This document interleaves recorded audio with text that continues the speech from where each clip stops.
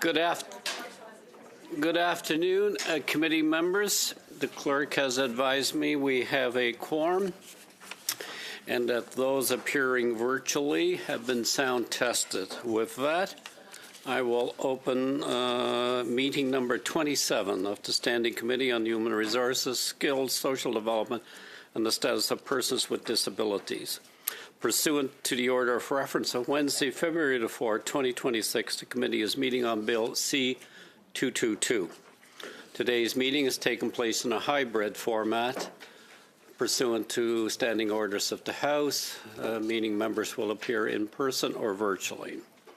Before we begin, a few rules. I would ask all members to please silence their devices that are with you. As well as during the meeting, please refrain from tapping on the boom of your microphone for the protection of the interpreters. You have the option of choosing to participate in the official language of your choice.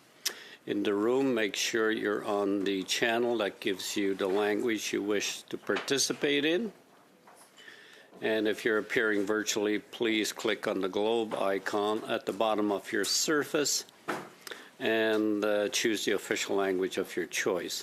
If there is an interruption in interpretation services, please get my attention. We'll suspend while they are corrected.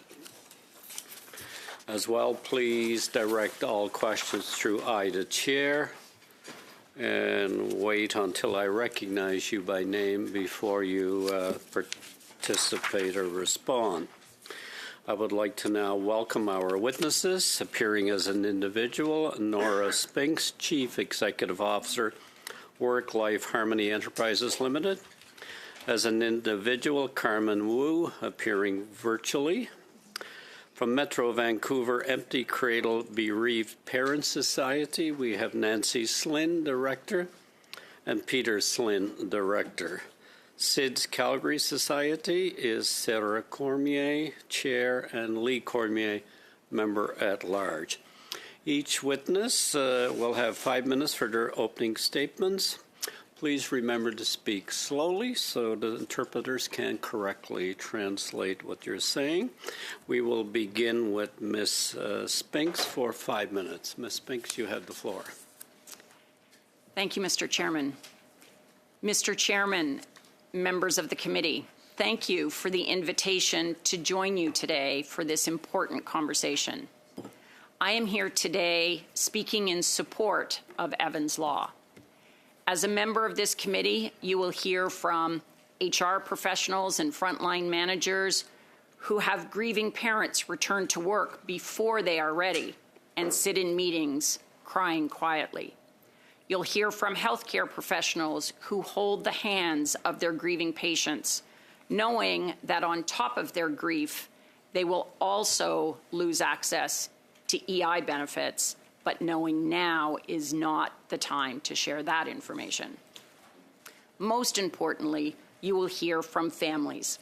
You will hear from families who have experienced the unimaginable, the loss every parent fears, the loss of an infant, the loss of their hopes and dreams for a life that will not be. You will hear from families about their pain and their grief. You will hear about their experiences and frustrations with the EI system, which was never designed to include support for grieving parents. You will hear about what it feels like when they receive a letter from Service Canada demanding that they pay back the benefits that they had inadvertently received because they are no longer eligible and because they didn't inform Service Canada quickly enough about their loss in order to stop those payments in the first place. You will hear from them how under the current EI program, grieving families are excluded and prevented from receiving fair treatment. My name is Nora Spinks. As the chairman stated, I'm the CEO of Work-Life Harmony. Today, I bring a policy perspective to this conversation. I've been informing federal family policy for several decades. In the past, I was involved in informing change to extend maternity and parental leave options to include both a 12-month and an 18-month benefit. I was involved in developing the compassionate care benefit, which is now available under the EI program. The CCB provides people on temporary leave up to 6 months' worth of benefits to care for somebody who is at end of life.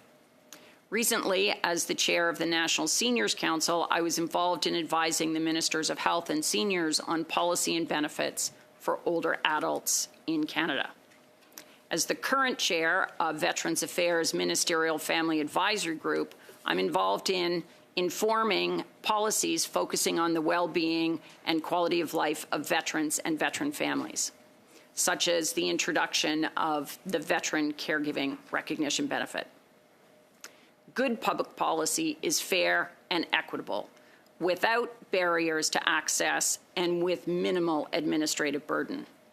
The late Jane Jacobs, an influential Canadian activist who shaped our policies designed to enhance quality of life, was once credited as saying, "Good public policy comes when decision makers see in their mind's eye the people most affected by it." Evans Law is good public policy. Evans Law reduces barriers to EI benefits and reduces administrative burden for grieving families. Evans Law recognizes and supports families that experience the unimaginable. Evans Law improves the grieving family's quality of life. Evans Law sends a message to all families, and especially to grieving families, that the Government of Canada sees you, hears you, and is here to support you in your time of unimaginable grief. With Evans Law, families will no longer have to remember to contact Service Canada when the item at the top of their to-do list is to pick out a coffin for their infant. Thank you, Mr. Chairman. Thank you so much, Ms. Spinks. We will now move to Ms. Wu for 5 minutes or less. Ms. Wu. Thank you. Thank you for the opportunity to speak today. My name is Carmen Wu, and I'm here to share my experience navigating the employment insurance after the stillbirth of my daughter, Olivia, in 2017.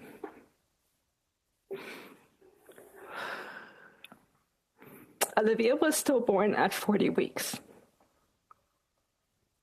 At that time, I was already receiving maternity benefits.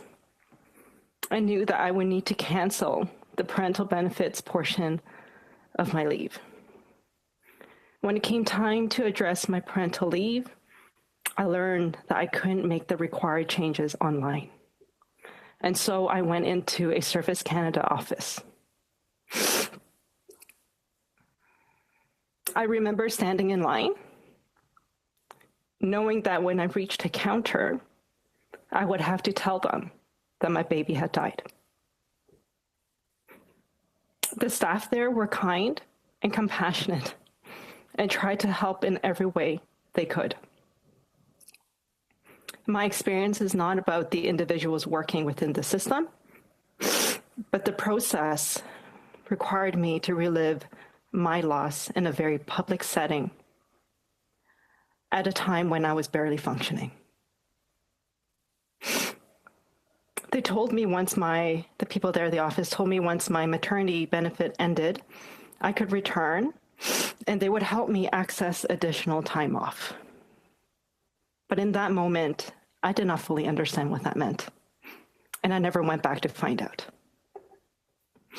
When you're grieving the loss of a child, even the simple administrative task can feel overwhelming.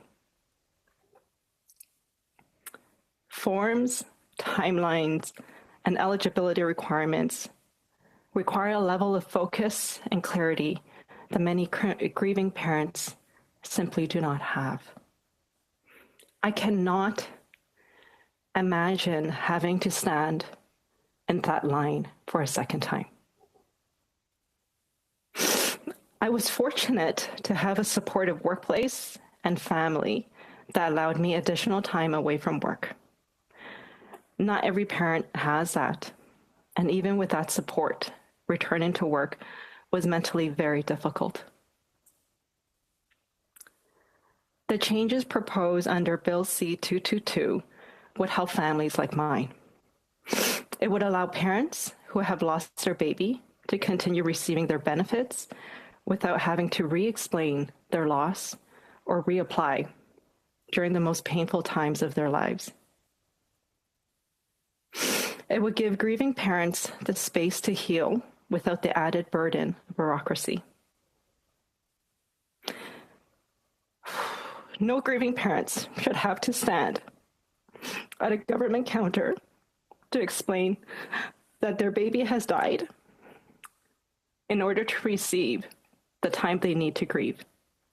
Thank you. Thank you, Ms. Wu. We will now move to Mr. Slynn and Madame Slynn, and I understand you're going to share your opening statement, and please proceed, whichever you choose. Thank you, Mr. Chair. Thank you for the honor and privilege of being here to share our statement with you this afternoon. Because of my vision disability, I'm going to ask my husband to read my statement for you. Speaking for Nancy, over 30 years ago, we experienced the stillbirth of our daughter Angel at 20 weeks gestation. That's far enough along to have fingerprints, eyebrows, but not far enough to meet the world. At that time, and still largely today, this type of loss, 20 weeks, falls into a legislative gray area. Nancy was not eligible for maternity benefits. She was granted 1 week of leave by the employer. Within those 7 days of notifying family and friends, arranging a funeral and burial, supporting our own 6-year-old daughter as she went through her first experience meeting death. All that had to occur ahead of processing our own physical and emotional trauma in the situation. There were challenges to premature job reentry. After a week, it's not a full recovery, it's a survival tactic for the bank. Anyways, in Nancy's case, she was marked with extreme exhaustion and the constant threat of public triggers, such as encountering an infant on a public transit commute. That nearly broke Nancy's resolve. Furthermore, Nancy witnessed the unique burdens placed on me, her husband, expected to be strong despite having even fewer support structures than she did. Bill C-222 is essential because that can provide recognition for both parents, if needed, to give them the time and financial security while healing from a trauma.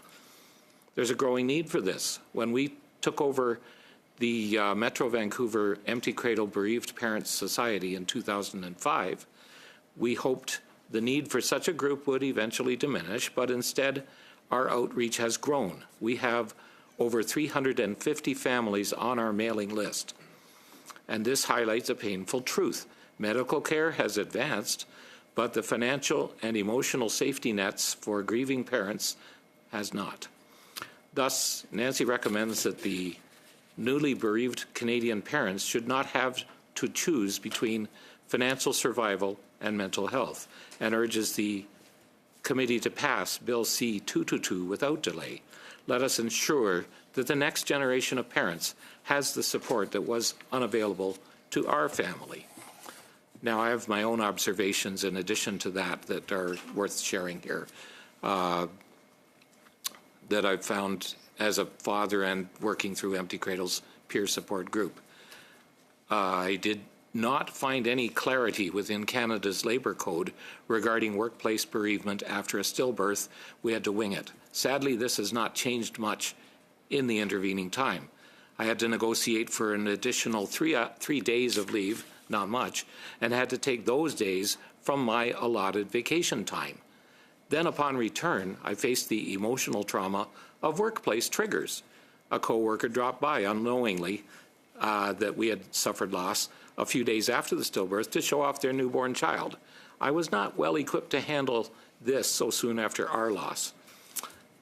A short-term return to work situation after a loss, therefore, has a few flaws which often have an impact on workplace retention.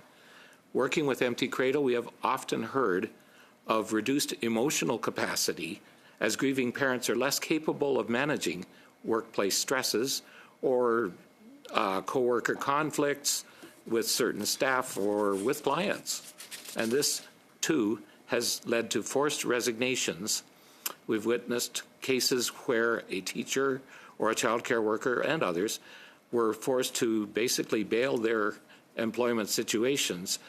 Financial need had driven them back to work before they were emotionally or physically ready to do what their job routinely entailed.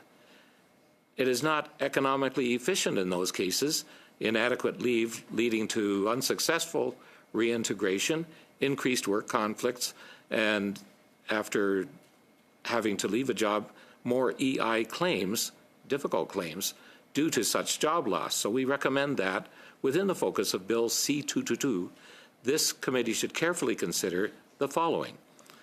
How about timeline parity? Recovery from an infant loss typically requires a timeline similar to that after a live birth. Both situations involve significant physical and psychological demands, including the risk of postpartum depression, which is too often a factor after a loss, not just after a normal birth. And if present, that is usually detected weeks after the birth situation. And there's now also complex medical diagnoses. More recently, parents are being faced with ethical dilemmas regarding whether to even continue with a pregnancy after discovering a major health issue or a terminal condition. And they so require the financial backstop of this bill to give them time to process consenting to a life-altering decision without having to think about the financial fears on top of their medical trauma. It is nearly impossible to discuss these situations with family, friends, or co-workers around a pregnancy termination decision. What about the gig economy? We understand that this may be outside the scope of this bill, but we must highlight that contract workers, gig workers, will remain unprotected. I would encourage this committee to keep those vulnerable workers in mind for legislative scrutiny whenever any employment status loopholes are possible or detected. So in conclusion, properly worded legislation within Canada's employment framework will reduce or prevent job re-entry difficulties that we and so many others have faced in such situations. So thank you again, Mr. Chair, for your time, and thank you to the committee and other witnesses for working to make Bill C-222 a robust support for all Canadians. Thank you. If I may, thank you, Nancy, for your opening comments, and Peter for your supporting comments on this important piece of legislation. We will now move to SIDS Calgary Society. We have Sarah Cormier, the chair, and Lee Cormier, member at large. Is one or two, are you making the statement, Ms. Cormier? Sharing the... Okay. Yeah, thank you. You have the floor. Thank you, Mr. Chair, members of the committee. My name is Sarah Cormier, and this is my husband, Lee Cormier. We are here today in two capacities: as advocates who have spent a decade fighting for legislative change, but most importantly, and our favorite role, parents of Quinn Isla Cormier. Quinn died on December 28, 2014, from sudden infant death syndrome. Our journey began with Motion 110, a call to action that laid the groundwork for what we are discussing today. We have spent over a decade telling the story of our Quinn and her legacy so that other parents wouldn't have to fight the government while they were fighting to survive their own grief. When Quinn died, the world stopped. Standing at the Service Canada office less than a week after Quinn died, we were told, "Your child ceases to exist, therefore your benefits cease to exist." Under our current employment insurance system, the moment a child dies, a parent's eligibility to be supported vanishes. I want you to imagine the administrative cruelty of that. Within days of losing Quinn, we were thrust into a world of grief, and we were seen as debtors in the eyes of the system. The current system is telling parents to navigate a complex bureaucratic maze at the exact moment we are most broken. The system is telling them that their role as a parent and the support that comes with that ends the second a child dies. Bill C-22 says otherwise. It says that the care doesn't end, it just changes form. When we introduced Motion 110 years ago, we were asking for a foot in the door. We were asking for the government to recognize that infant loss is a unique, devastating gap in our social safety net. The recommendations put forth from the 2018 a parliamentary report supporting families after the loss of a child made these 7 recommendations very clear. I'd like to draw your attention to recommendation number 3, which specifically states, ensure that there are ways to make reporting the death of a child seamless, easier, and less traumatic to parents to ensure that parents are treated with compassion. In the 10 years since we started this work, thousands of Canadian families have fallen through that gap. They have missed payments, had to make the choice between paying for a funeral or paying their rent. They have been forced back to work while still in shock. Bill C-222 is a culmination of a decade of heartbreak and hope. It provides continuity. It ensures that maternity and parental leaves remain intact, giving families that grace period they need to breathe without the fear of an EI clawback. We're often asked why we have stayed in the fight for 10 years, and the answer is simple. We promised Quinn that her life would matter, not just to us, but the laws of the country. By passing Bill C-222, you're telling grieving parents across Canada that their government sees them. You're removing the financial penalty of child loss. We urge you to move this bill forward through committee and back to the House without delay. Let's finish what we started 10 years ago. Thank you. Thank you. Thank you, Sarah and Lee, for your compelling testimony before the committee today. And with that, we will go to the first round of questioning from committee members, beginning with Mr. Richards, who is joining us today for 6 minutes. Great. First of all, to each of the parents here who have had the courage to share their horrible, tragic experiences with this committee for the benefit of this Parliament, thank you for your courage, for coming forward to do that, and for the honor that that brings to your angel babies, to Quinn, to Olivia, to this Lynn's angel daughter, and to all of the other angel babies out there. Thank you for your courage to be here. I know it can't be easy.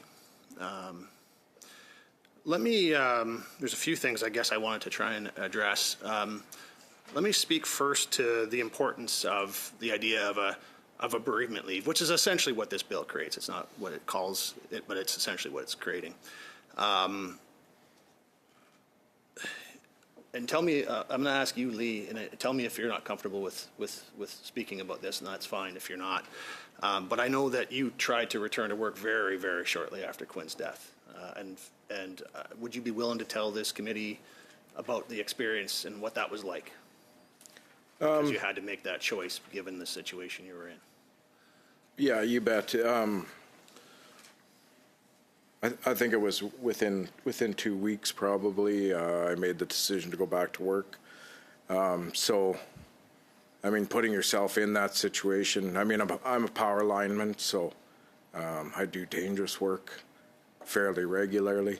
The company that I work for definitely made it much easier.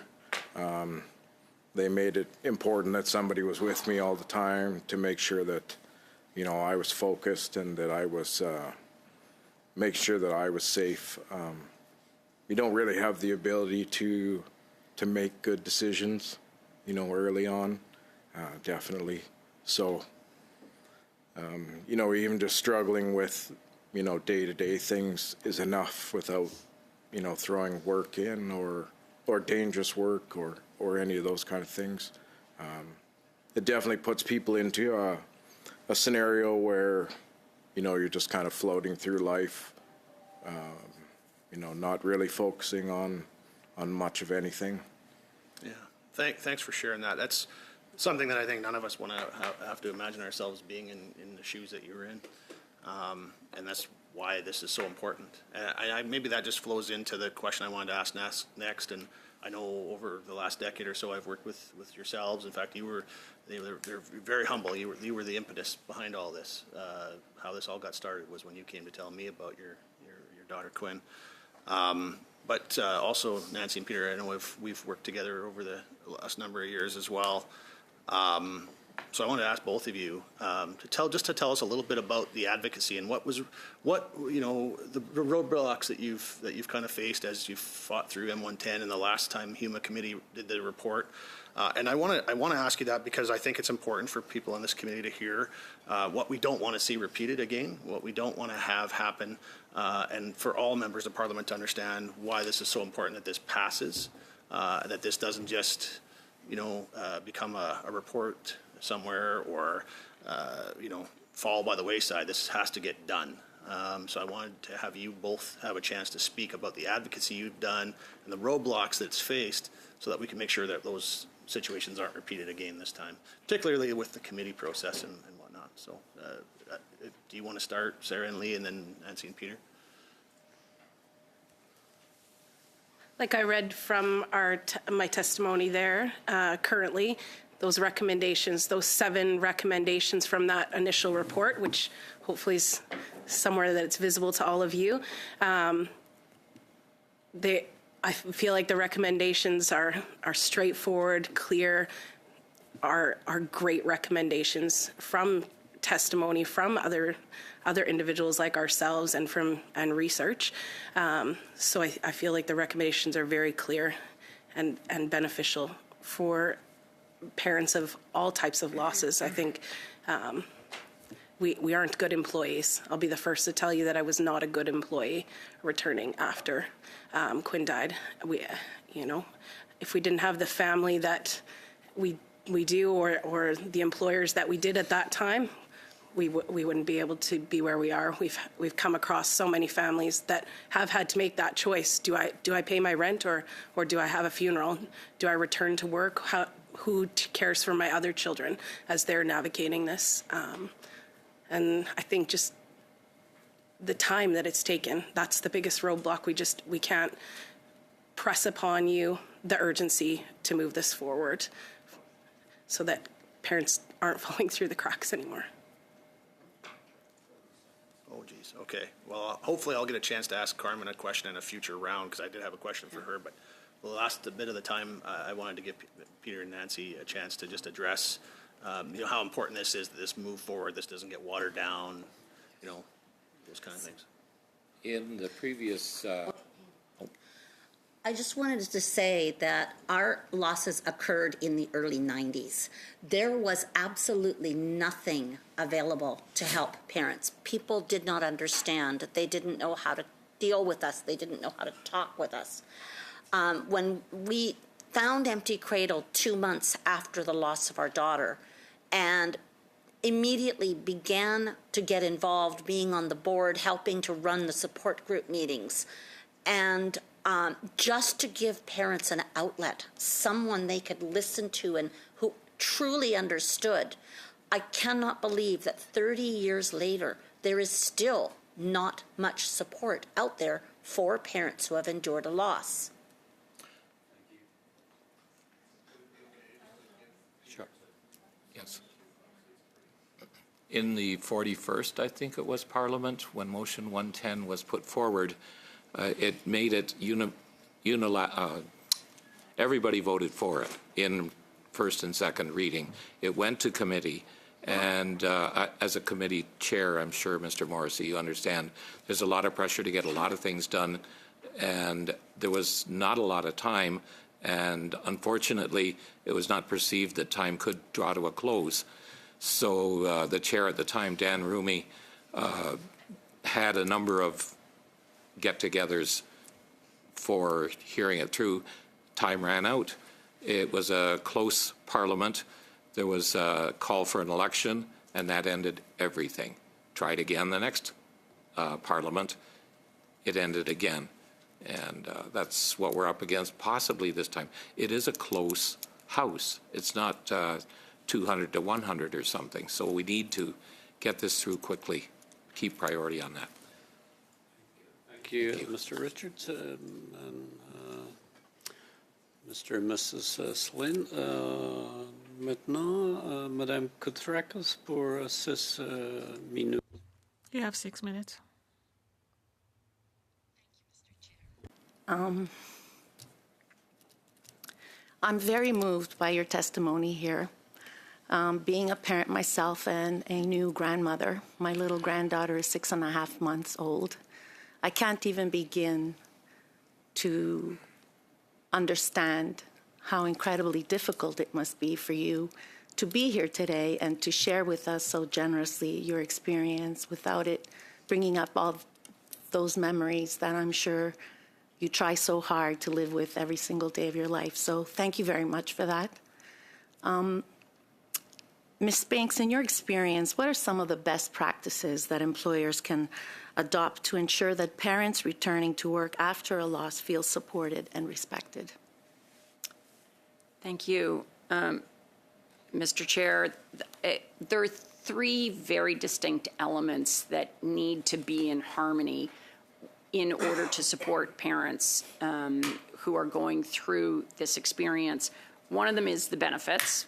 That's what we're talking about here today. There's also the leave provisions. That's the job protection remaining attached to the paid labor force. That's also important. So that's why, along with the changes to the EI or changes to the labor code, but not all employees are covered by the Canada Labor Code. So we'll also need to see this roll out to the provincial employment standards and to all the collective agreements across the country. The third element is the employers. And the employers also need support and training and resources and tools in order to inform and support their employees as they are returning.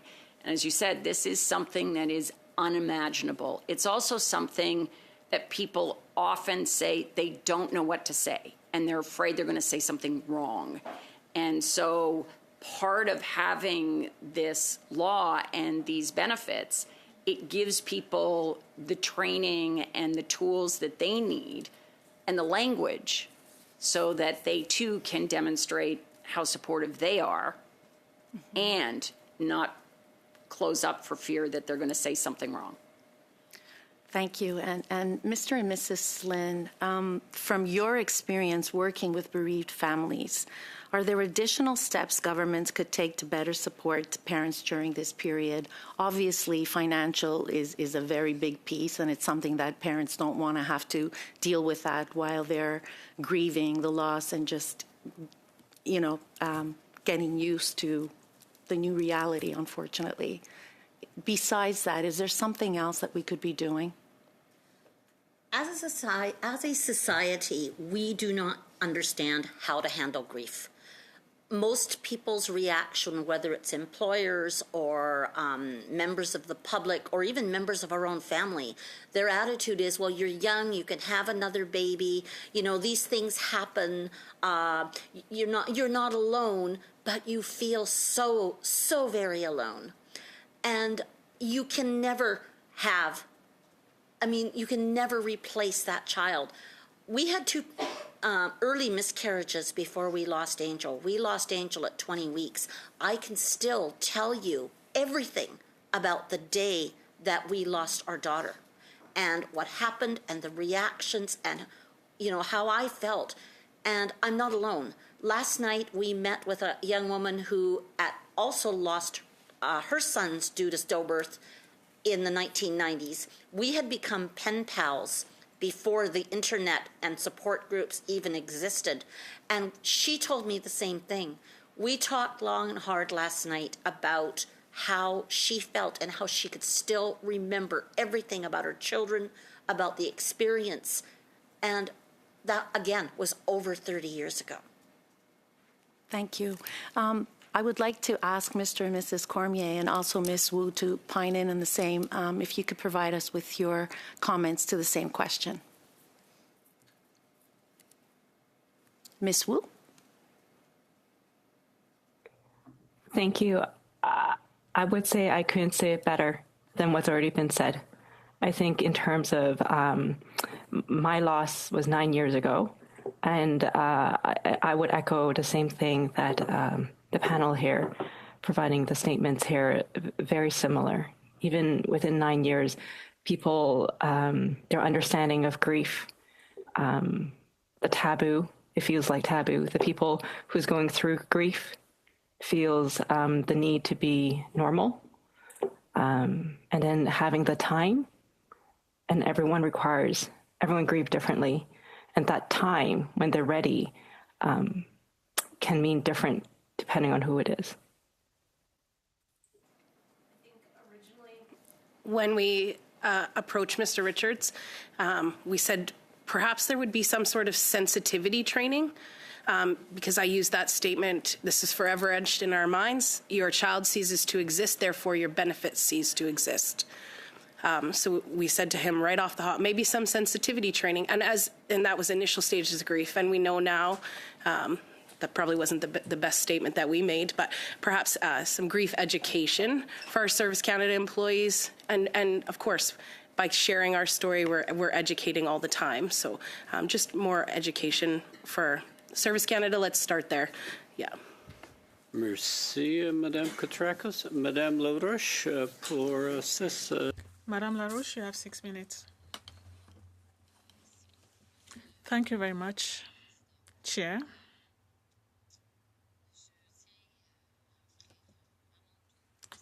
I would also like to extend my sympathy to the Cormier, Slim, Wu families.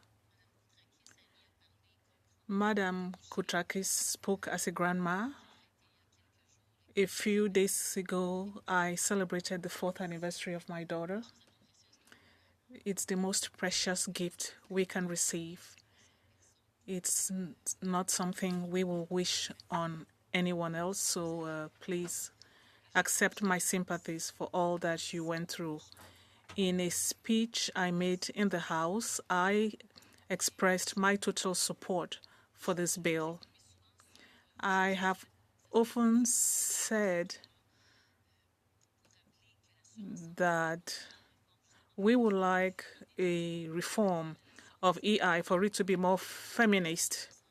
We want a reform and a more humane employment insurance system that takes into account the difficulties that anyone could experience. And there are many. So let me come back to the matter before us today. What you experienced. When responding to Mr. Richards' question, the question was put to you, Mr. Cormier. Work-life balance, the support you may have received from your work. Would like you to say something about that. And if Madam Wu or the Slim family would like to speak about that, they could do so as well afterwards.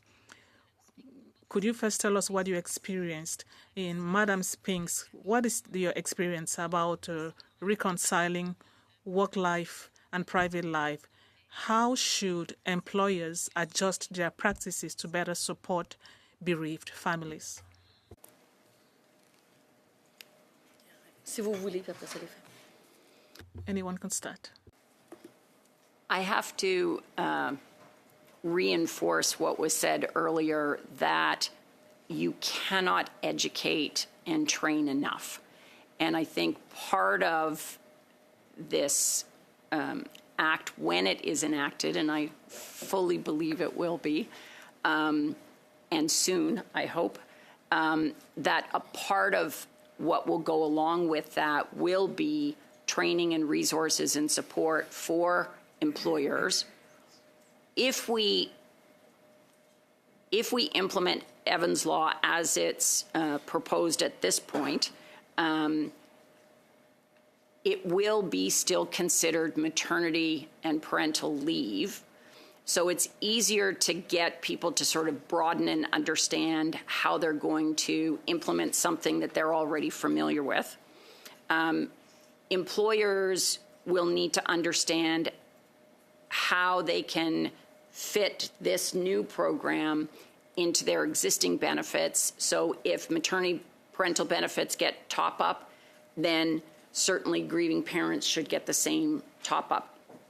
There are a number of things that employers can do, and that is in particular educating themselves, the managers, and giving time with coworkers to be ready for the re-entry of the grieving parent into the workplace.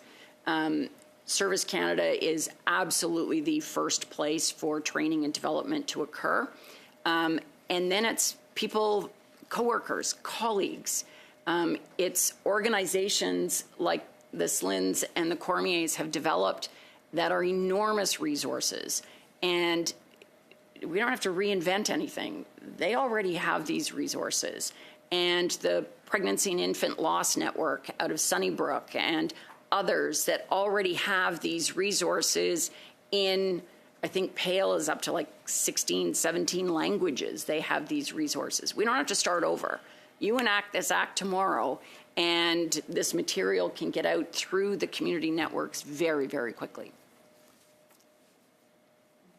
And I think that we have discussed a bit about training or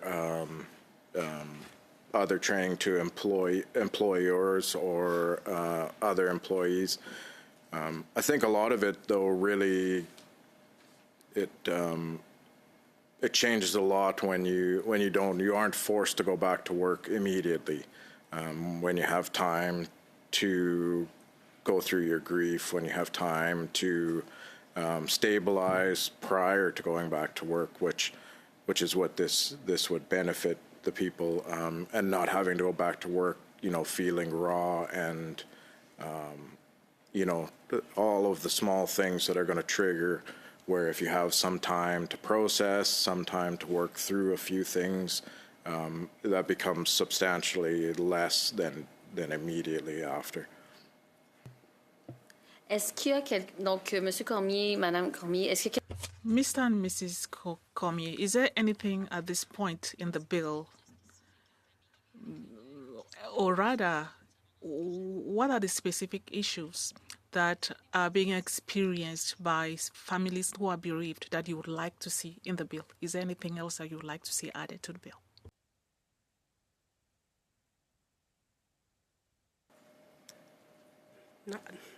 Not that I can think of at this moment, yeah. Sorry, I should have prepared for that one, yeah. Well, I think overall it's questioning. Mr. Janis, for 5 minutes, please. Thank you, Chair. I don't normally do this, but Mr. Cormier, if you wanted to continue with the thought you were about to express, no, I was just going to say I think that over the last 10 years we've seen things get added on. I mean, we came with a certain intention, when we started back 10 years ago. I think everything that we've tried to work in there has been covered, and that there's been some other things added that I think benefit for sure. Yeah. I don't really see anything at this time that we would be asking for something different or. Okay. I'll go to you in a second, Mr. Slynn, but if I can just share a couple thoughts from a preamble perspective. I want to thank all of you very much for being here. I think it's really powerful when people are able to turn personal pain into public advocacy. And as parliamentarians, we need to hear your stories so that we can act on the insights that you share. And I know there are many more people who have these kinds of experiences of pain who, for very understandable reasons, are not able to or comfortable bringing it forward. So I know that all of you represent many, many others who would like their stories heard but are not able to share them. I do want to thank my colleague Blake Richards, who's here subbing in at this committee, who's been leading on this issue for 10 years in Parliament. And I think the partisan aspects of this place get a lot of attention. They say sometimes, you know, when there's conflict, that's what gets the attention. But this place is at its best when we can build on each other's work. When there's a good idea that comes from one party and then someone else takes it a bit further and someone else takes it a bit further. I think in reality, that's how we make the country better. And thank you for mentioning Motion 110 that I think was pivotal to starting this. I wanted to ask a practical question around the application of this bill in Quebec. I don't know if anyone can help me with this, but my understanding is that there is that Quebec has a different parental leave system. So I wonder if there's anyone can clarify the details in terms of how this bill would apply or not in the context of Quebec's distinct system of leave. I can take that one. Perfect. Thank you. So Quebec has a distinct parental leave program called QPIP. Quebec monitors and delivers all of that. There are some cases where the federal sort of overreaches the provincial, and that's usually when there is something new or something innovative that's available in one part of the country that's not available in Quebec. What's really important here is that there's really a focus on equity. So what's available here, we're going to see happen there. And we're seeing that across provinces now that offer unpaid days off. Right. Sorry, if I can just jump in. I understand what the point you're making about kind of jurisdictions learning from each other. I guess just so I understand in practice, for this change to be operationalized as part of the Quebec program, it would require a law to be passed in Quebec. Is that correct? Correct. Okay. So this one is for people who are eligible for EI. Right. So they have to have completed all the eligibility criteria for maternity parental benefits under the employment insurance program. Okay, that is an important clarification just for our knowledge. We have also talked about on this side about the need to deal with bereavement leave in a case where a parent has died. Different from the experiences we've heard about today, but we're proposing the addition of that concept to the bill if there's agreement. Obviously, the key priority is getting this done, but if there's agreement, that's a concept we'd like to include as well.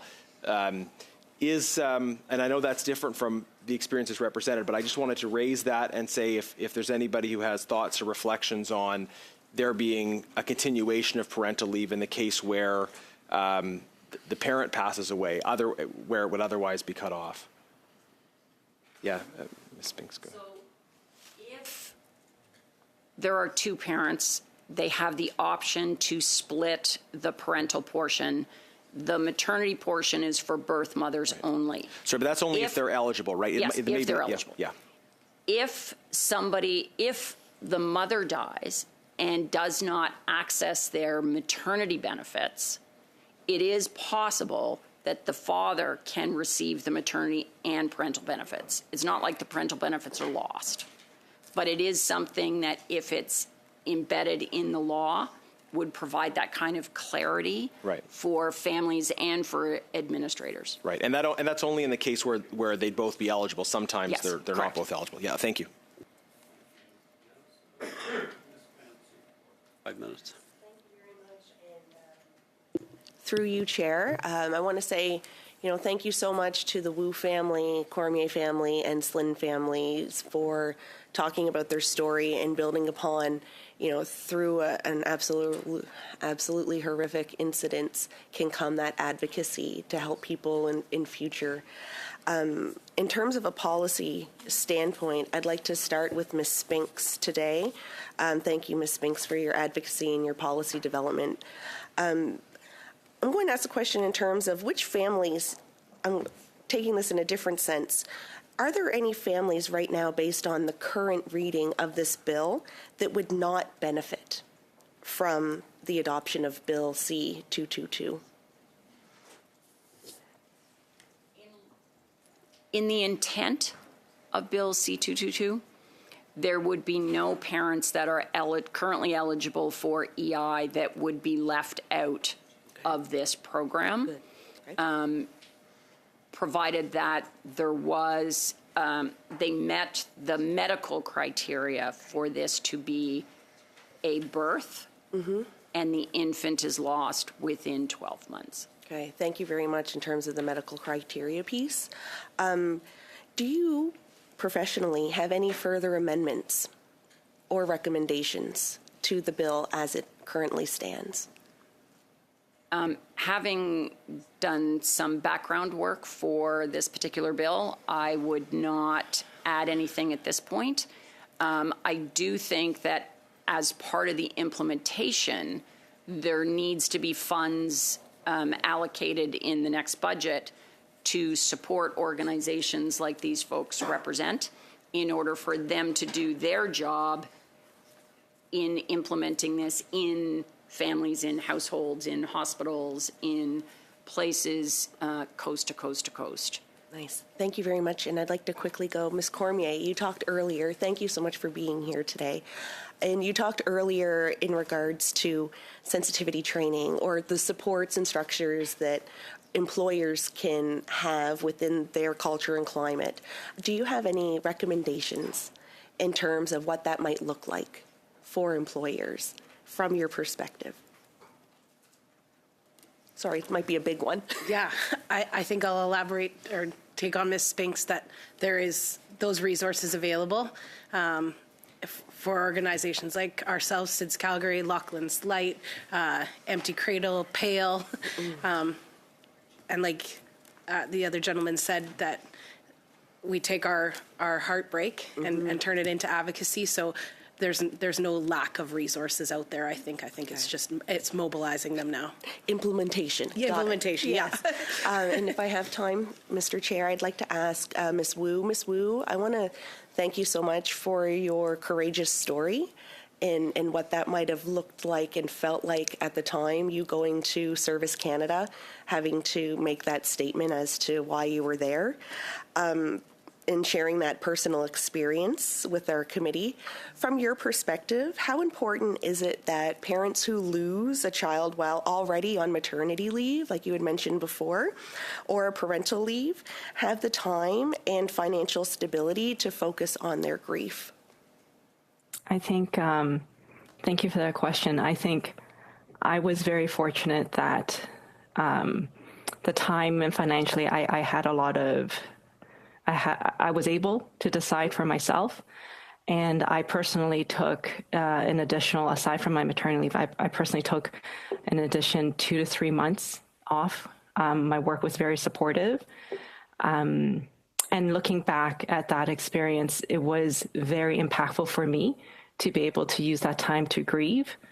And I cannot imagine families that don't have that time or financially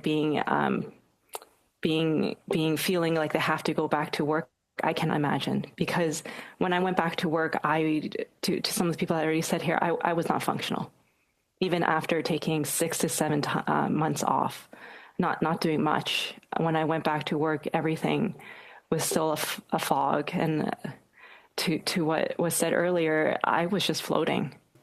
So for families who didn't have the time, I just cannot imagine. Yeah, thank you very much, Ms. Wu.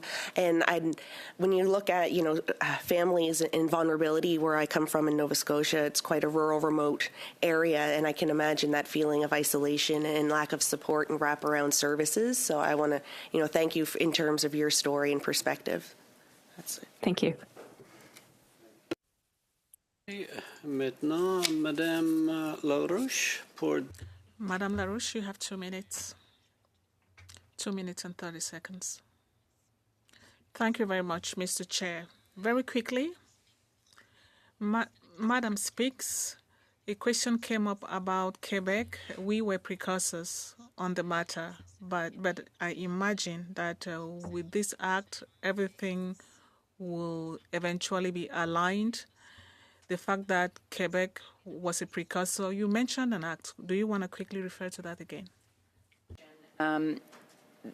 to my knowledge, there hasn't been any consultation with the Quebec government around QPIP and how this will impact what they're currently doing or thinking about.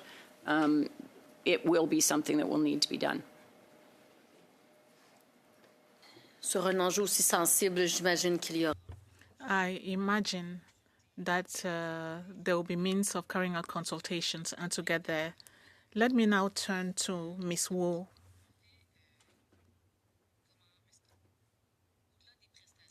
Beyond the financial benefits, you refer to it slightly and other witnesses. Besides financial benefits, what support services should be developed?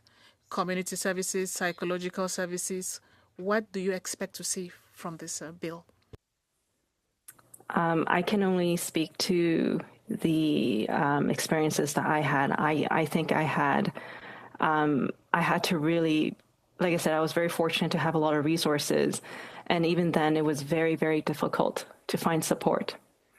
And it's not a subject a lot of people are ready for. And being able to readily access information, having the support at work, at home, and having people and friends knowing what to say at that time would have been very impactful. Parfait. Pour vous, donc Nancy et... For you, Nancy and Mr. Slane, I would like to hear you. Will it be important to offer a minimum time of guaranteed financial support to bereaved families to help them during this period? Do you think this is important to help lighten their suffering? Offered would probably be gratefully accepted. When you are thrust into the world of bereavement after the loss of a child, you can't focus. You don't even know what is available, how to access what is available. And imagine now we can all go to our computers and we can look up what resources, and thankfully there are some resources available. But when we lost our child in 1995, the internet was something we could only dream about and imagine. It took us 2 months to find Empty Cradle. And our first group that we discovered was something called Compassionate Friends. Now, the main difference between Compassionate Friends and Empty Cradle is Empty Cradle specializes in pregnancy and infant loss. Compassionate Friends deals with loss of child at any age. So while we were trying to grieve the loss of a baby we had never even met until she was already deceased, we were confronted by parents who had lost their child to suicide, murder, car accidents. It was extremely traumatic, and I believe that set my grieving back considerably at that point. So to be able to have access to resources, information, and compassionate people who truly do understand is very important. Ms. Falk for 5 minutes. Thank you very much, all of you, for being here and being willing to be vulnerable and share something that is just can be very difficult. So, and some of you, again, Cormier's for doing that again. It's almost like a re-victimization in a sense, right? Because you're having to live that again and share that again. The loss of a child, unmanageable. So I want to thank you each for having the strength to come here and just share your testimony. Unfortunately, we've heard that our current EI program can add administrative stress and also the financial pressure at exactly the moment when compassion and support are needed the most. And we know that this bill seeks to address that gap, and this change is long overdue. And again, I would just like to acknowledge Sarah and Lee Cormier. You appeared before this committee, as you mentioned, on this issue almost 8 years ago. And your testimony at that time left a profound impression on many of us that were sitting around this table. And during your testimony, you shared that you were told by Service Canada that your child ceases to exist, so therefore your benefits will cease to exist. And you will never know the impact that that has had on me as somebody that's here in this place. And I repeat that to many, many people because it's unacceptable that bureaucrats or departments would speak to people who are dealing with such a sensitive issue. So I just want you to know that what you've shared isn't for naught, and that it really sucks, and I apologize that you're here again because it hasn't changed. The law hasn't changed, even though it's been tried to be changed. It hasn't. I just thank you for your perseverance and your willingness to show vulnerability and be vulnerable in this place. And I think your testimony then really underscores the need for more compassionate and an empathetic approach in our systems over the map, all over the map when it comes to the government. And I guess, Sarah and Lee, if you don't mind me asking, through your advocacy and your connections with other families who've experienced loss, have you found that their experiences with the system have been similar? Yes, thank you so much. Thank you for the question, and thank you for your kind words. It's very impactful for us. I think we've come up against it like over and over again. That's what we hear, and time is of now. Time is now, for sure. I reference a colleague on SIDS Calgary who's been a member and the registrar since the early 80s, and he during this 10 years came to me with a piece of paper, and it was the baby bonus in the 1970s or 1980s, and it was $25, and he said one of his twins died, and he said, I have to pay back. Look, Sarah, it's on paper, a mailed letter to him, $25, pay us back. Your son died, your daughter lived, pay us back, $25. So I think we've been dealing with this for far too long, for sure. Yeah. But for Peter and Nancy, just with your advocacy work, are you finding that things are getting better when grieving parents have to deal with the government? One of the biggest things is that everybody expects that they will bury their parents. Right. A number of us will have to attend a funeral for a sibling, older brother, whatever. I better watch it, I'm number one. But nobody has got their head around that they may have to deal with the death of an infant. It's unknown to them that this could even happen. And this also affects employers trying to figure out how to deal with this situation. As Madame LaRouche and Garnet Jean-Louis had asked, what can we do to have your back in these matters, and what else can we consider while we're thinking about this? It would be to include in the interpretive literature or website that goes with it how to do certain things that it is mentioned. Every employer that has to look up how do I deal with parental or leave at the death of a parent, and just have a phrase in there. Also, if there is the death of an infant or an offspring, that you've got to deal with this, just so they can get their head around the issue before it is sudden, because it is sudden when you're a parent. You may have heard that your dad has cancer, or one of your friends is going through a health crisis that could end very badly. Some end very immediately too, but almost every situation of stillbirth neonatal loss, there is only a moment's notice that this is what's going on. My child died? Yes, and you have to deliver him or her. And they're not when you're prepared. Preparing for the birth of your child, right? Yes. It's the very opposite. And I will say I was on the committee when we did study M110 at the time, and there were several recommendations, as was noted. I'm not sure how much the department or the minister at the time had followed through with it. If not, it's high tide that those be followed through on. May I add something really quickly? Thank you.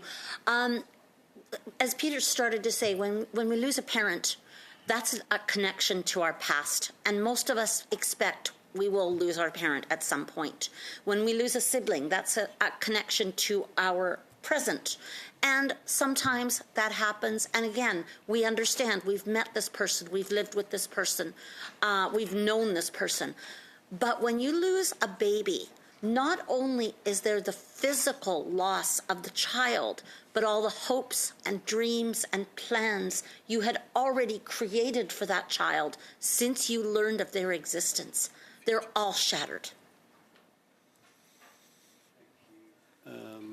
Ms. Falk, Monsieur Joseph, pour 5 Merci, Monsieur le Président. Tout d'abord.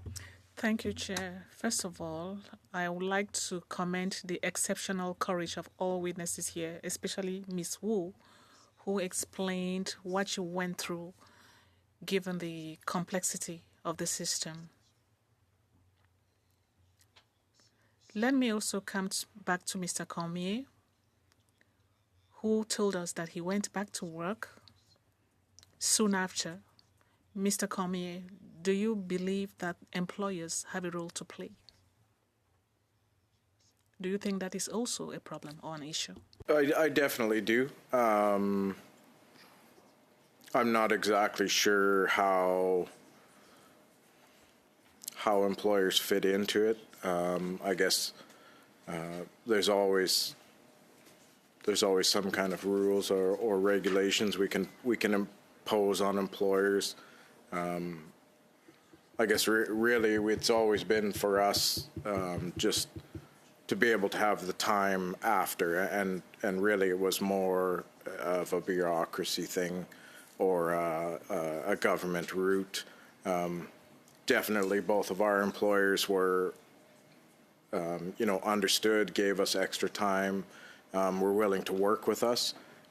For sure, not everybody has that ability. Not everybody has that kind of employer that's available for them. But that's difficult in that sector when you're talking about employer-employee relationships and how that all works, and where I feel like this is more open to the funding is already there. The promise of that time was already there, so we can keep that going.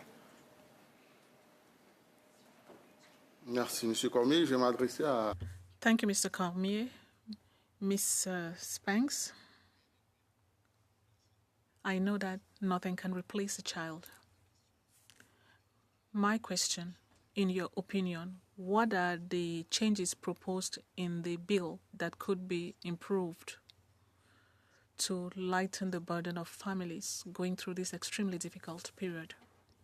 The bottom line is support shouldn't be a matter of luck. We've heard about the employers were supportive. It shouldn't be luck. If Evans Law is enacted, the way that it's crafted is to extend maternity parental benefits to those who have lost an infant. So from an employer's perspective, other than training their staff and their managers and creating a warm place for people to re-enter the labor force, there's not a lot of change that needs to take place. The job protection in employment standards is already there. The benefits and supports that the employer offers are already there. So by tying it to EI, maternity and parental, and extending those to these families, there's minimal requirement for employers to do anything different than they were already doing with their other maternity parental leave employees. How they leave, when they come back. All the mechanics are already there.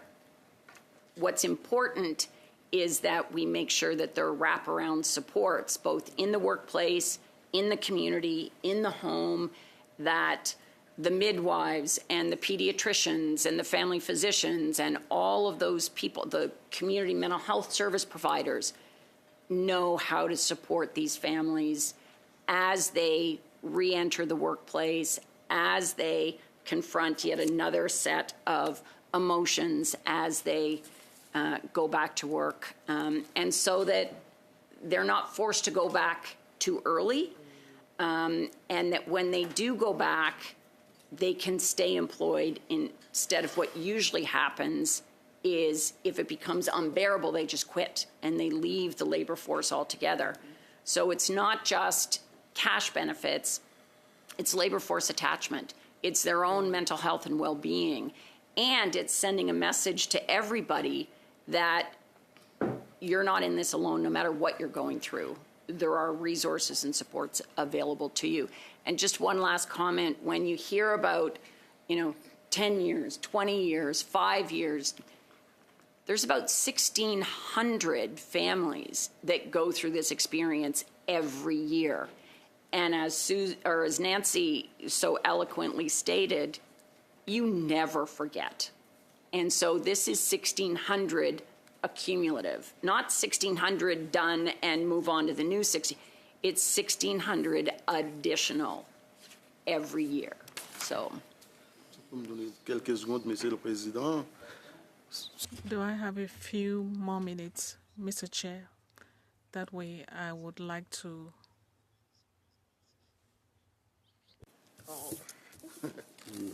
Fini.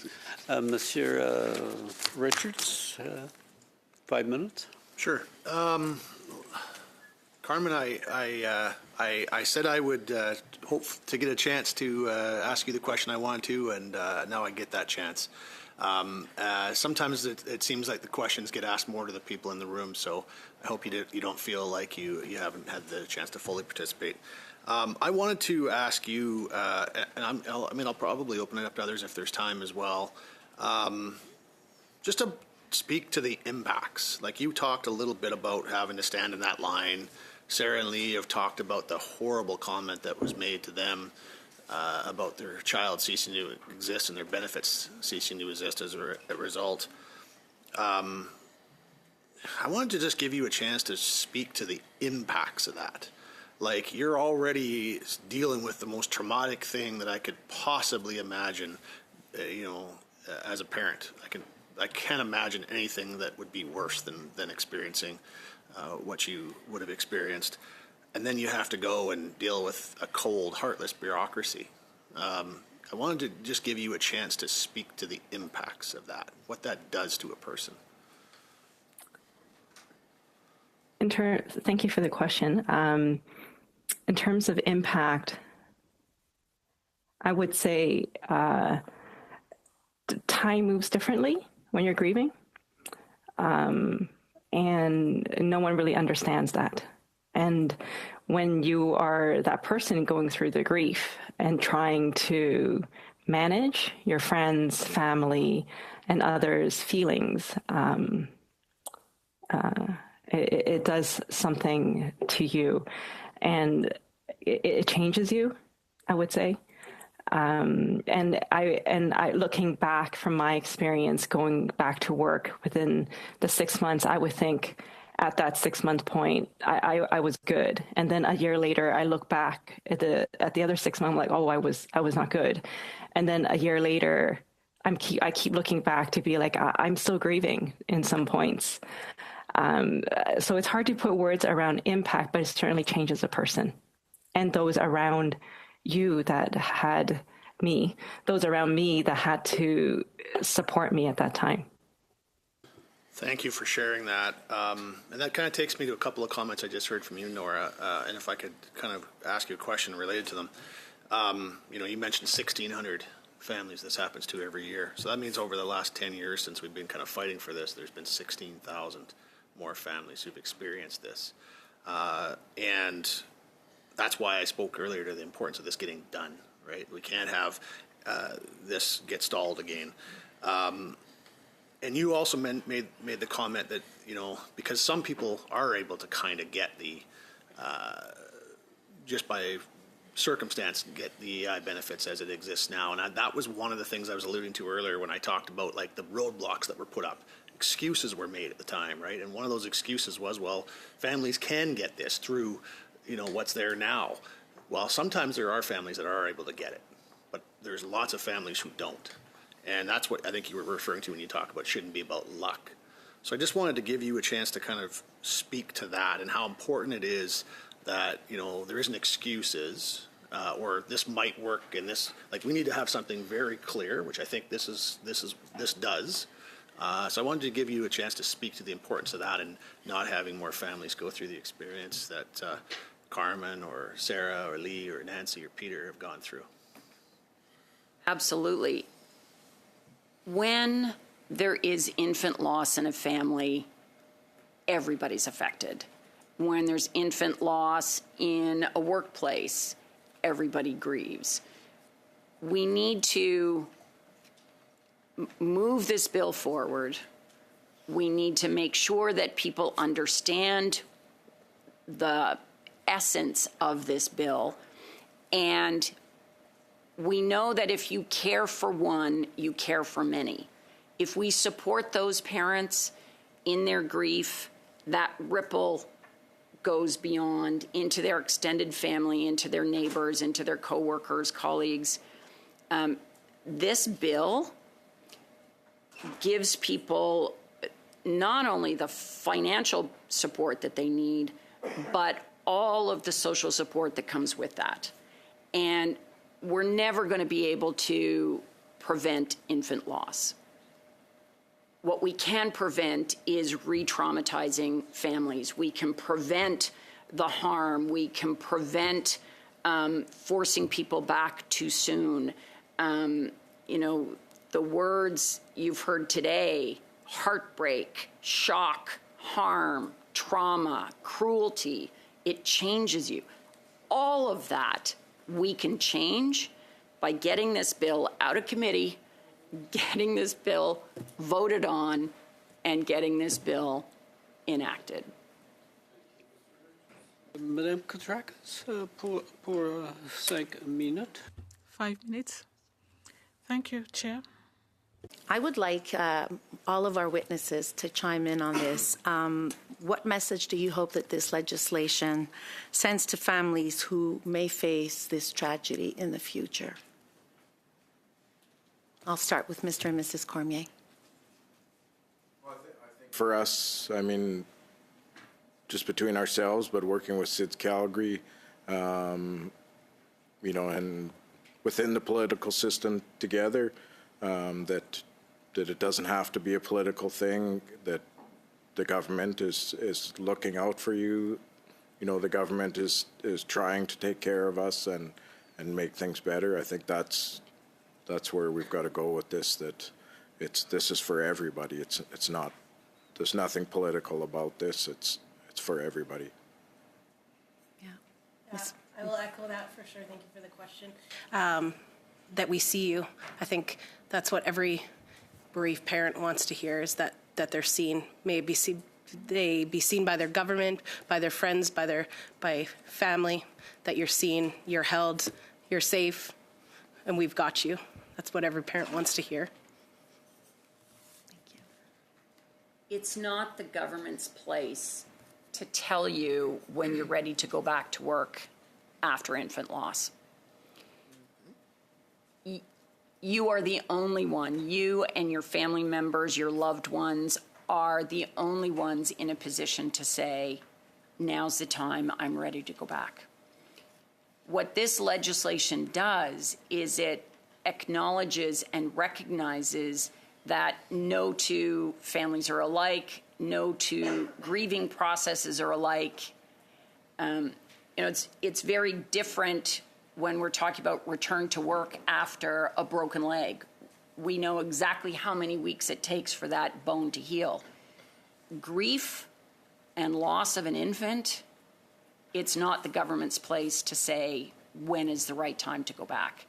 By enacting Evans Law, we will be in a position to be able to say, you're not invalid. You have access to all the benefits that you would have had access to. We're here, we support you. Those messages ripple not just within those individual families, but all of the other families in our communities. And the more clear that message is that you matter, we care, we can't imagine. We've heard that hundreds of times since this debate has begun decades ago. You can't imagine it.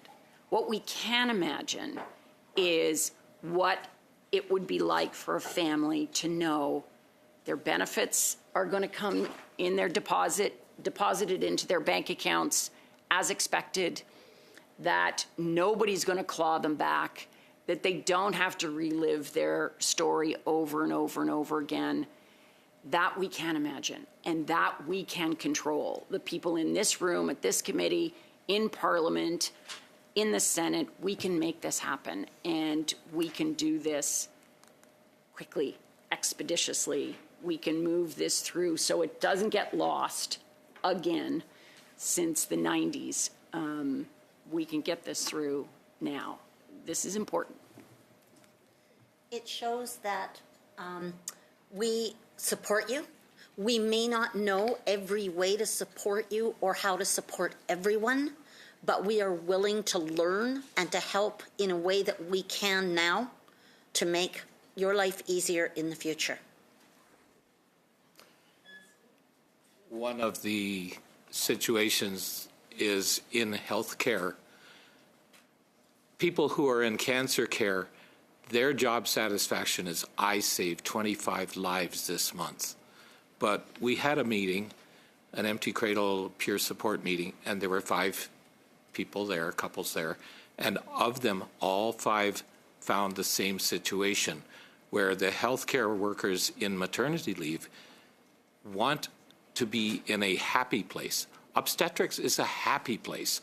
And there were glances back and forth between staff members. Oh, this is a day I wish I didn't come to work. And the way terminologies are done, that you've had a spontaneous abortion. Well, yeah, it is. It's a miscarriage, and that's a terminology. Don't use that in front of parents. Use something sympathetic.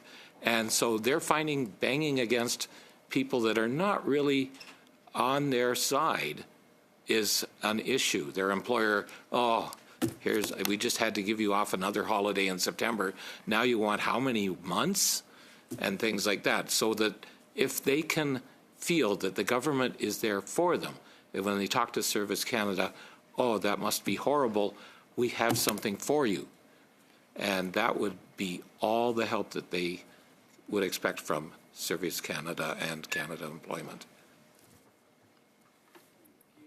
I was just going to say, if I may, to Nancy, I was actually going to say the exact same thing Nancy was saying. When you're going through grief, it is such an isolating experience, and everyone grieves differently. So when that person is grieving, is asking for help, or we're looking for help and resources, the system that we have should be supporting these people. Madame LaRouche, Madame LaRouche, you have 2 minutes and 30 seconds. Thank you very much, Mr. Chair. Once again, thank you. My sympathy goes once again to all the witnesses that came here. Bill 222, Evan's law is to make sure that there's dignity and humanity before the paperwork. And the state should not be adding suffering onto suffering. And that is why we will be supporting Bill C-222. And unfortunately, it's because the federal government system is faulty, and that has to be corrected. And the federal government's jurisdiction must have the same protections like other jurisdictions. A family or a parent should not have to choose between bereavement and a source of financing of financial resources. Madam Sphinx, could families with precarious jobs be excluded from this bill? Is that something we need to think about? The people that get excluded in this program get excluded in maternity parental benefits and or compassionate care benefits. So employment insurance, there's two major parts. There's the regular benefits. That's what benefits people receive when they are not working. And then there's special benefits. And maternity and parental fits under there, along with compassionate care benefits and others. These special benefits are there because they are compassionate, caring, nurturing benefits. As a country, we've decided we're going to do this. What happens to families that don't have access to EI benefits is another set of issues that we need to deal with separate from the EI benefit. But the EI benefit gives us the sort of the wedge that supports families as they are grieving and being forced to go back to work. I'm not sure I'm answering your question, but I'm hoping to sort of frame it that this law is one of compassion and care and honoring what people are going through and not judging or forcing them to feel a particular way. We can't help people feel, but we can help people with some of the things that they're trying to do. Stay in the paid labor force, receive their benefits, not have to choose between a funeral or rent. These are some of the basics that this law allows and makes possible for families to access. For those families that won't have access to this, would include those that experience pregnancy loss before viability, and those families would be eligible for sick leave, not maternity and parental benefits. Madame LaRouche, with that, I'm going to thank the witnesses for appearing.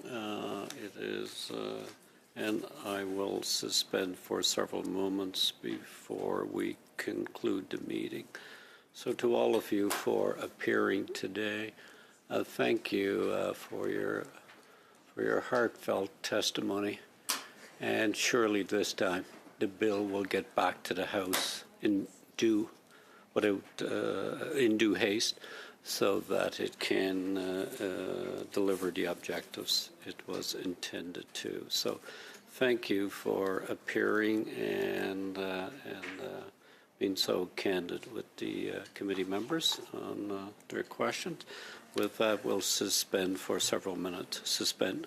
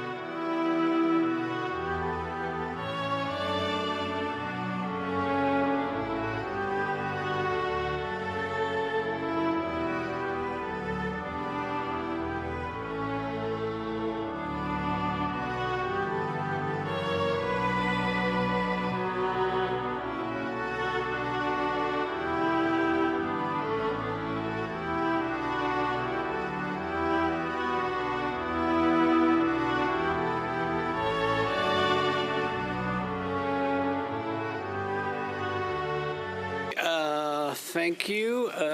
Committee is resuming with a business section. We do have some decisions to make. I will begin with the easy adoption of a press release. The clerk has circulated to you the news release prepared for Bill C-222. Are members in agreement to have it published? Do I see consensus? Should have it. It was circulated. I'm seeing thumbs up. Madame Larouche? Oui? Oui? C'est bon? Okay, clerk? Good. Now we have two items that have to go back to liaison, and they were circulated last week. First one is for this study, C-222, a budget of $35,400, and the second is on CoderM software at $500. Do we have approval of these two budget amounts? Une question, Madame Larouche? Sur le budget? En fait, c'est parce que vous parlez de... You have just raised the issue of Kuram, Mr. Chair. I just want to make sure that I'm clear. We received an email from the Minister's Cabinet saying, and I quote, considering the limited role of SPAC in this domain, the Minister's Department or Cabinet feels that the appearance of the Minister will not add any value to that session.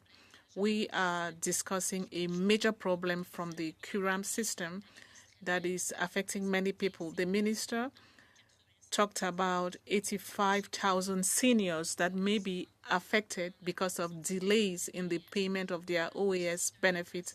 We are also talking about cost overruns,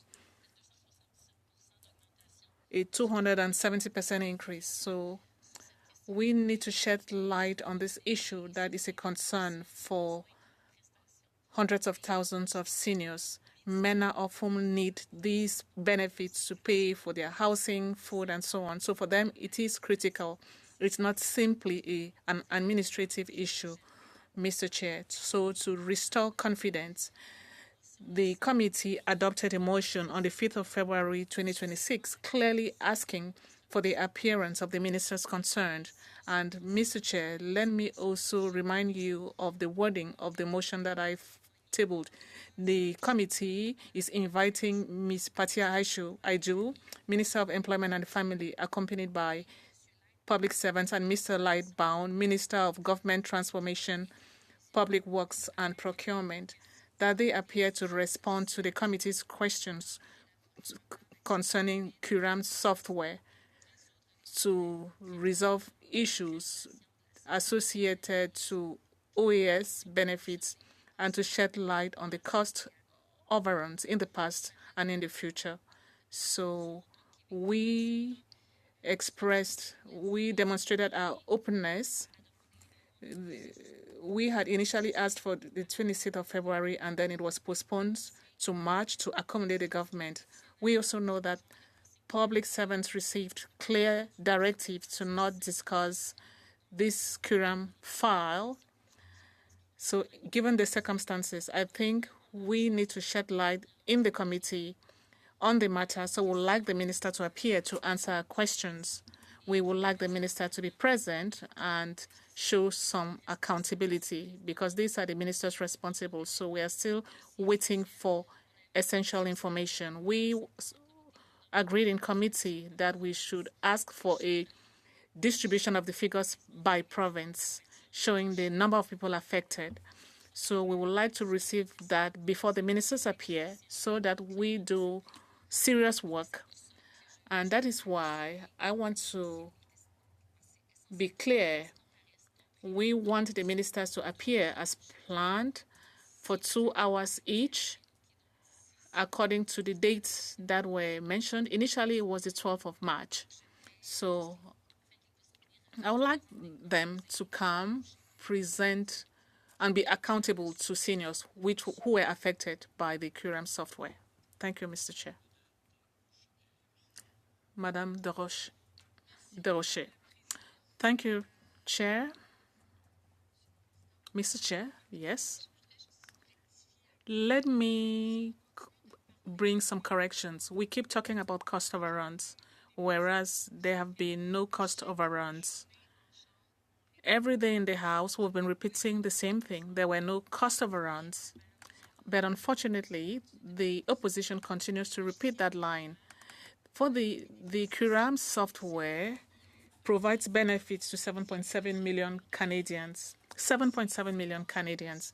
And this is transformative. It was modernized. We indeed agree that there were some issues. And this is something we can expect when we are deploying such a complex system. A software that has to deal with 7.7 million payments going out to Canadians. The departments are working on it. There's an action plan. As the motion has requested, there is already a plan of action in place. There's a task force that is looking into complex files. Complex files are resolved between 24 and 48 hours. Every day in the House, Minister Haidu, who is responsible for this file,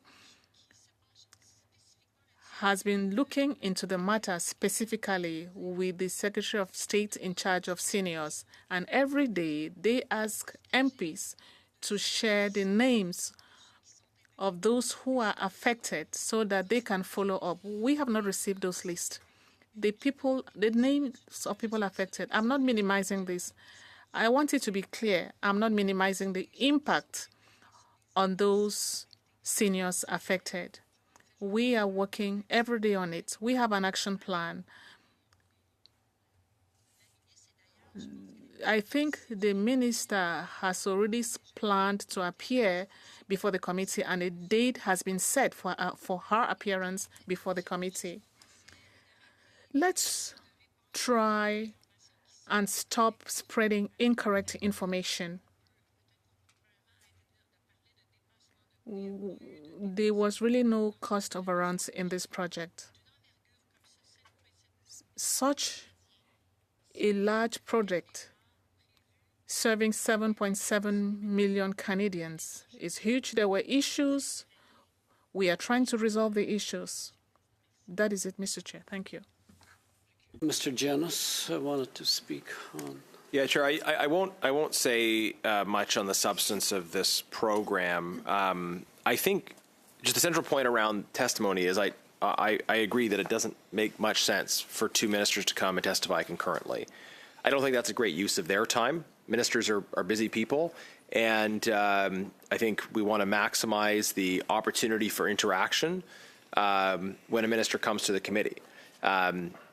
It would make a lot more sense to me to have one minister come and be able to answer questions, and then another minister come in and be able to answer questions, rather than having two sit at the table at once, because the minister still has to sit there for the full hour, but they have proportionally less interaction with the committee. Like, it would make more sense to have an hour each, or even 50 minutes each, so that there's more opportunity for actual questions and answers. So I think that was, I mean, we can get into debating the policy, but I think the gist of the intervention from Ms. LaRoche was about the concurrent scheduling, and I would say that I don't think the concurrent scheduling makes sense.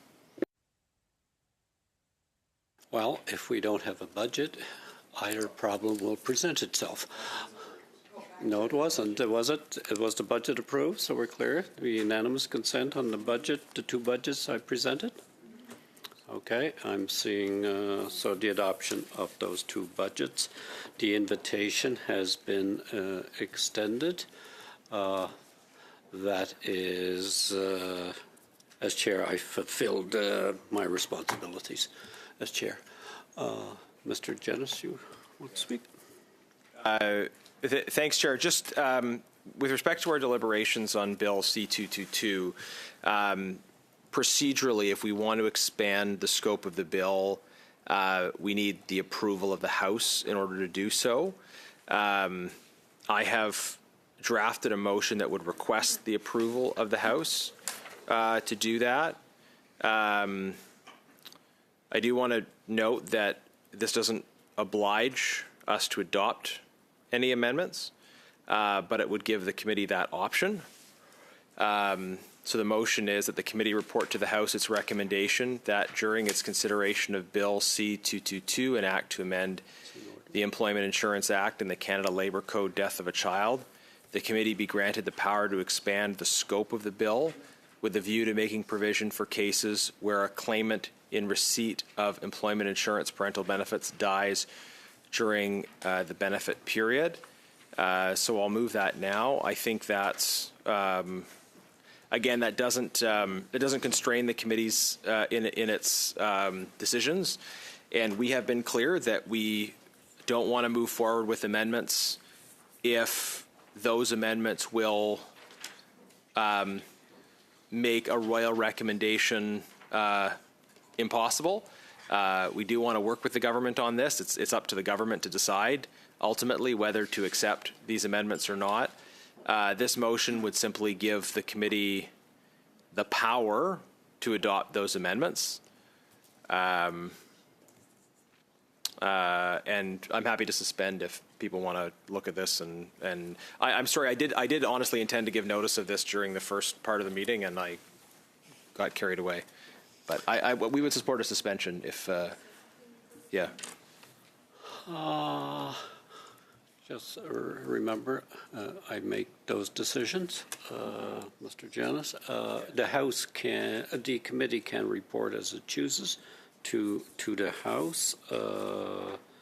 On this, I would just remind committee members that you all heard the testimony I've been hearing, is that those that presented wanted this bill dealt with in due haste and presented to the House without anything that may delay it that occurred in the past.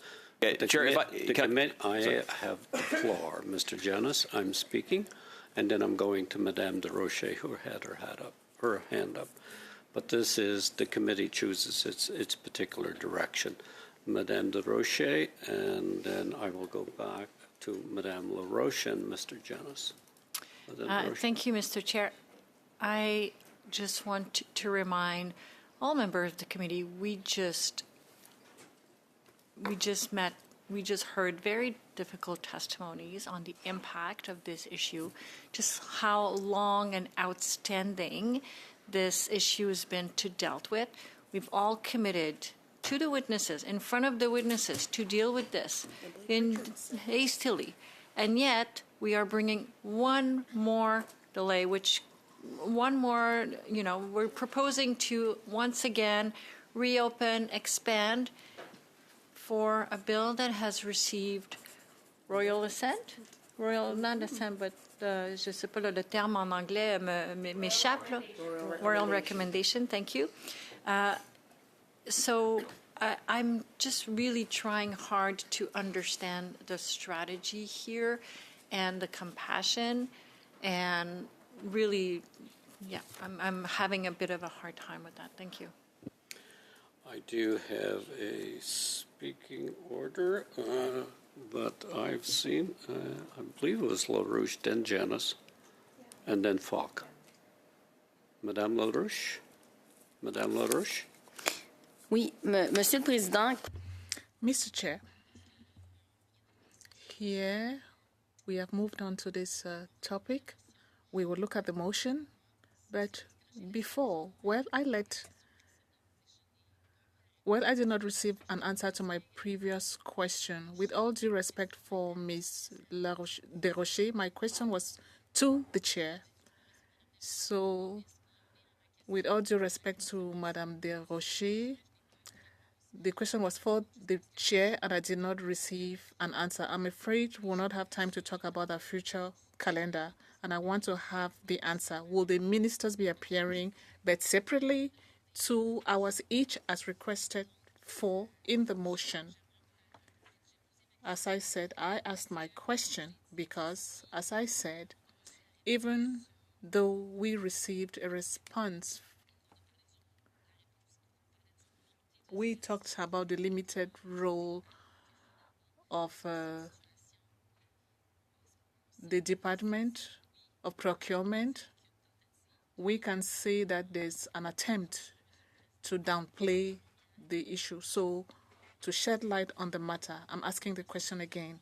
Can we make sure that the motion that was adopted here in committee will be respected?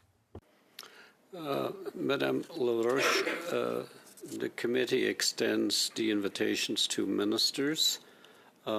Ministers choose to respond as they choose. That's the extent of the committee's power on a particular motion. The ministers will respond to the committee. And have they responded to the clerk? They have responded to the clerk. They both will be appearing for 1 hour at the same time.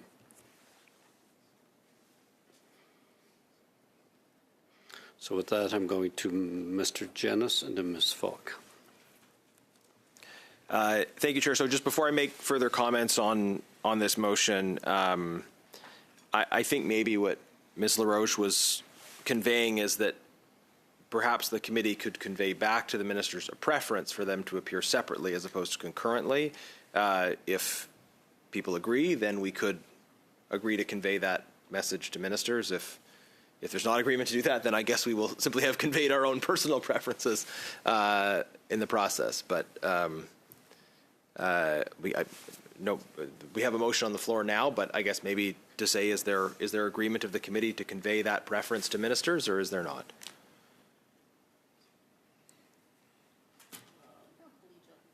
I'm going to suspend for a moment. Suspend.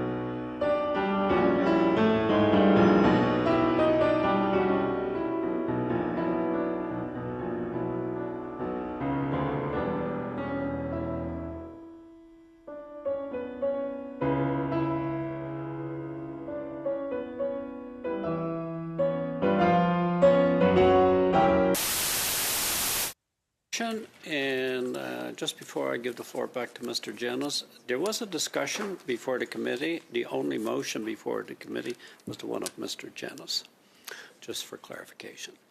So, Mr. Janis, you have the floor, then Madame de Rocher. Oh, yes, you were. Then, Okay, but I have some comments I wanted to make and follow up on the motion, but just maybe before I do that, to close the loop on the previous item, was there agreement of the committee to convey the message to ministers as discussed? If there's not, then we'll go back to the motion, but if there is, then we can convey that message. Members, you've heard, and with this, again, Mr. Janis, clarify to the committee what you're seeking. I was just seeking if there was agreement of the committee to convey the message to ministers that we would prefer if they appear separately as opposed to concurrently. Is that agreeable to the committee? Okay. Okay, all right. Convey a message to the two referenced ministers to appear separately. Okay. So just with respect to this motion, a couple questions that I want to respond to. Pardon, excusez-moi, juste une petite question rapide. A quick question for clarification. Before we discuss your motion, clarification. The committee is reminding the ministers that they appear separately, or Mr. Chair, you said they will be appearing 1 hour together. Is that what is happening? They'll be appearing together for 1 hour? Or is the committee saying we are telling the two ministers concerned that we would like them to appear separately? I just want us to clarify what our position is before we leave, Mr. Chair. There was, what I read, there was unanimity to express to the ministers that they appear separately. Appear separately.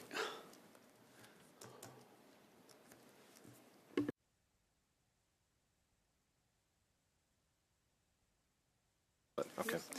So, all right. Thank you, Chair. Just with respect to this particular motion. So, we are dealing with two different cases of bereavement. There is the case in which a child dies and providing for bereavement leave for families in that case.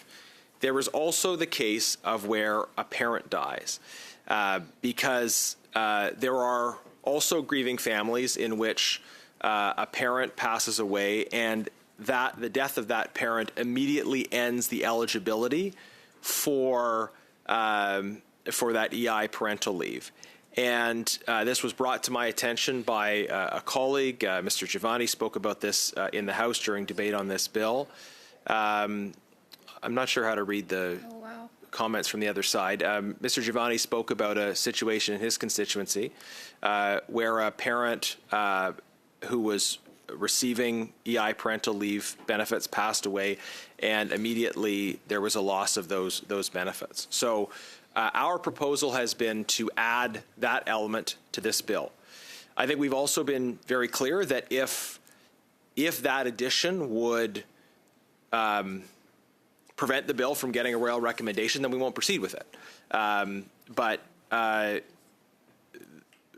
in order to be able to do this, there are a number of procedural steps that we would have to follow that take some time. So it is precisely in the interests of avoiding delay that I suggest we adopt this motion, which refers it to the House. The House can then empower the committee to make those amendments if there's a will to make those amendments. We are eager to pass this bill as quickly as possible and to make this bill help as many families as possible. We're not going to make the perfect the enemy of the good, but we want to put this forward as an idea for including more grieving families that would be affected.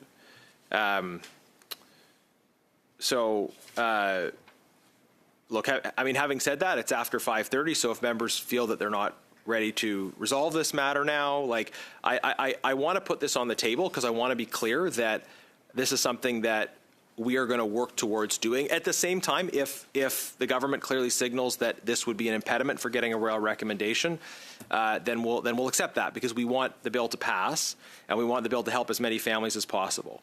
But this motion is a procedural motion which requests the authorization of the House to allow the committee to make those changes if it wishes to. And adopting this motion now allows those follow-up steps to happen in a timely fashion. So we can adopt this now, or we can decide to park it until a future point, or members can defeat it, which would, I suppose, be a clear signal as well on what they wanted to do. Any of those three options are available to the committee, and but I did want to make sure this was clear and on the table, and that we were identifying our intention to try to provide some support for families that are dealing with the loss of a parent as well. Ms. Falk, Madame de Rocher, Madame LaRoche, and maintenant Monsieur Joseph, Madame Falk. Thank you very much, Chair. We had heard earlier today how, Parliament works best when we have, say, one party put an idea forward and there is accepting of other ideas from other parties to make a greater benefit for Canadians. I do want to just remind Madame de Rocher that when this committee did its recommendations on motion M110 back in 2018, it was up to her party and the Liberal government at the time to enact those recommendations, which have they been done? Have they not been done? I lean to the have not been done, because it seems that there are parents experiencing the same thing.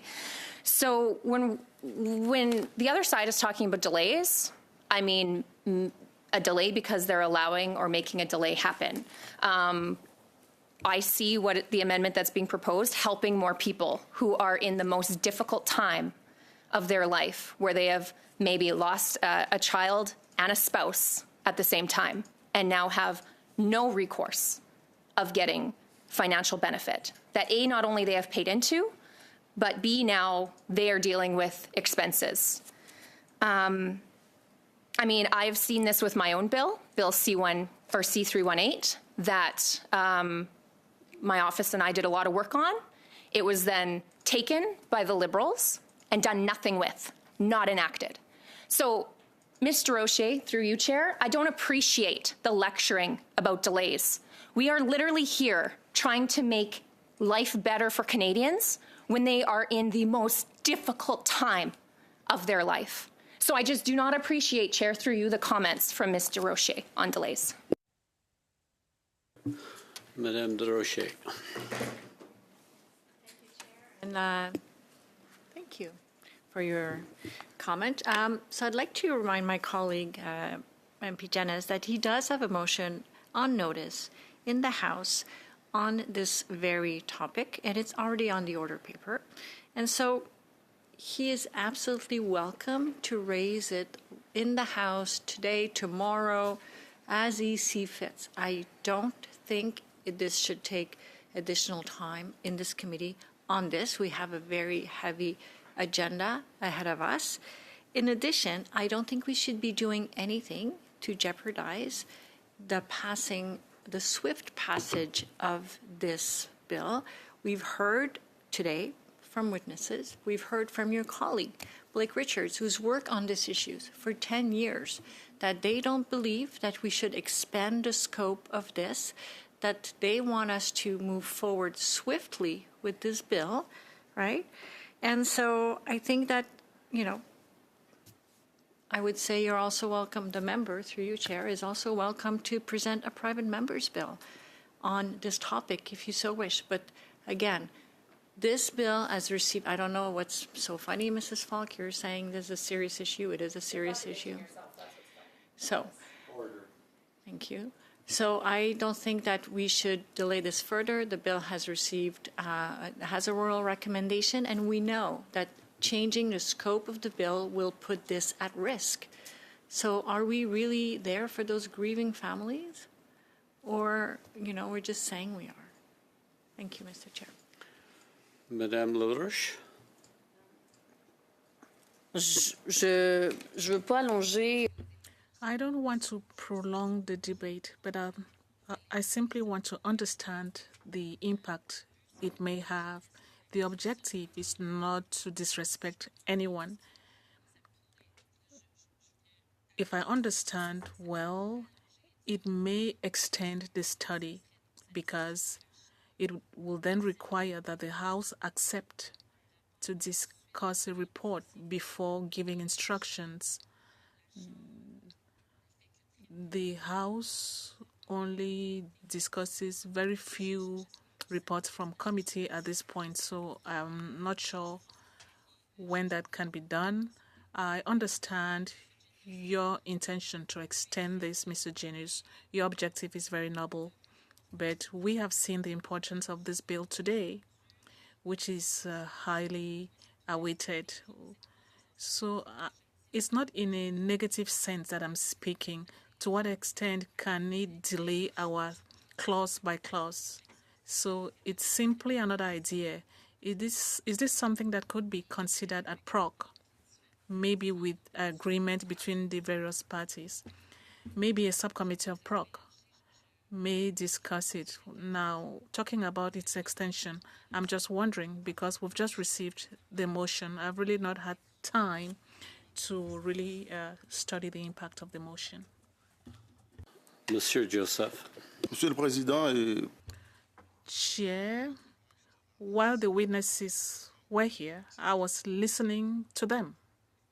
It was not the case for Mr. Garnett, who was going back and forth.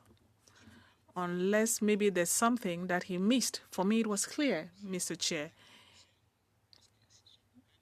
His colleague also wants that the bill be adopted as quickly as possible. During the testimonies, I saw my colleague expressing a lot of empathy. Now, can my colleague tell us what the objective is in delaying the adoption of this bill? I'm thinking about the respect we have for the witnesses who were here just now. Thank you. I have Mr. Janist and Madame Goodrich.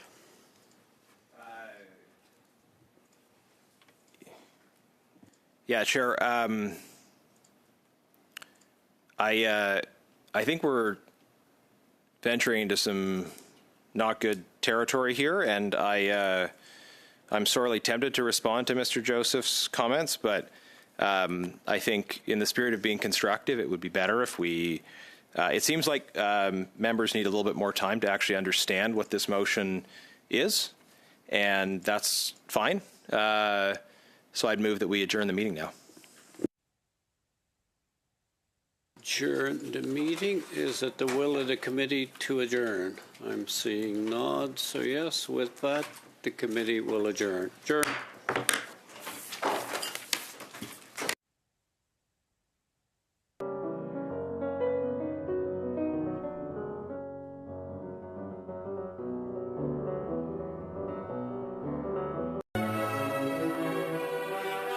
Thank you.